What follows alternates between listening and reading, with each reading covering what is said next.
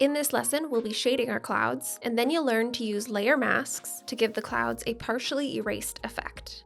We can now toggle the checkbox next to our clouds layer to show the visibility again. And now to add texture and visual interest to these clouds, we're going to start by shading just as we did with the other ones. So this layer is still set to alpha lock. Tapping the brush tool, we're going to grab this light blue color, zooming in on these a bit, and then increasing my brush size to about 25. I'm going to dust in some darker color on the bottom edge of all of these clouds.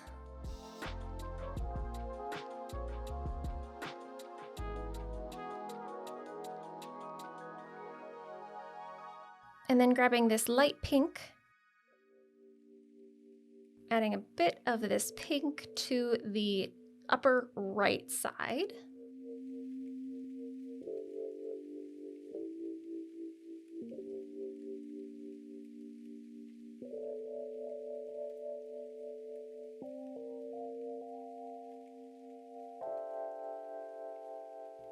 And now this is much more subtle than the mountains because we are going to make these slightly transparent and simultaneously learn about layer masks.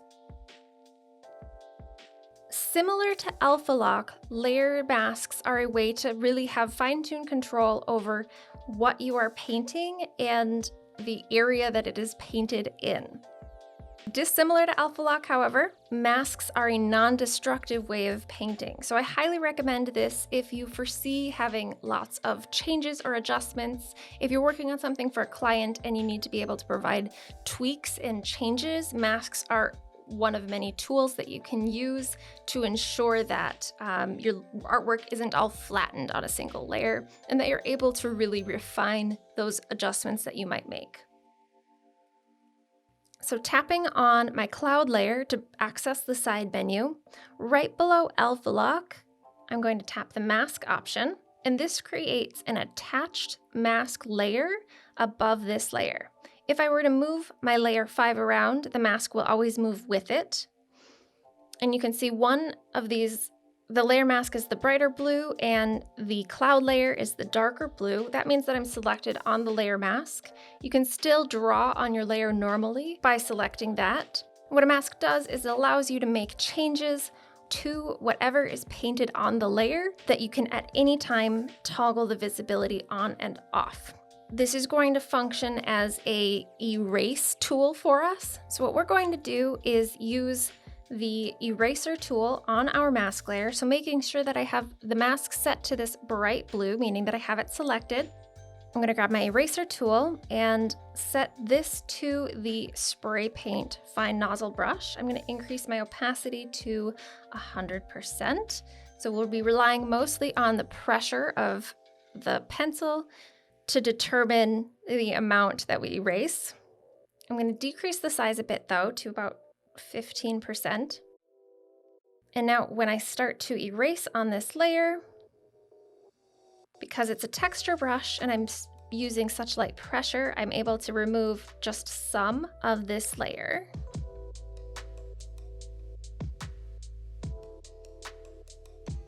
And what I'm trying to do is keep mostly the border and then fade it into being more transparent in the middle. I like doing this for clouds because I think it makes them feel more wispy and more like what they are, just vapor in air.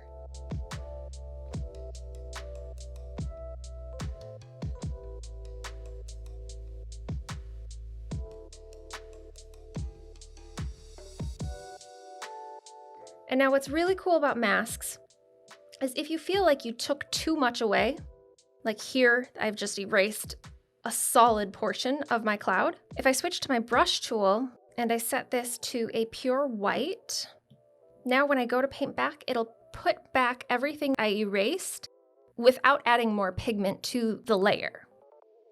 And so you can see my color variation stays the same. Everything else is just as it was. So then I can go back and use my eraser. Alternatively, you can use the paintbrush and set your color to black or various values of gray.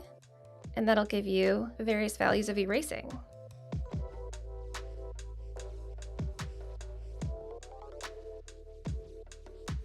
But I like to use just the eraser tool because I find it more straightforward and easier to keep track of what I'm doing.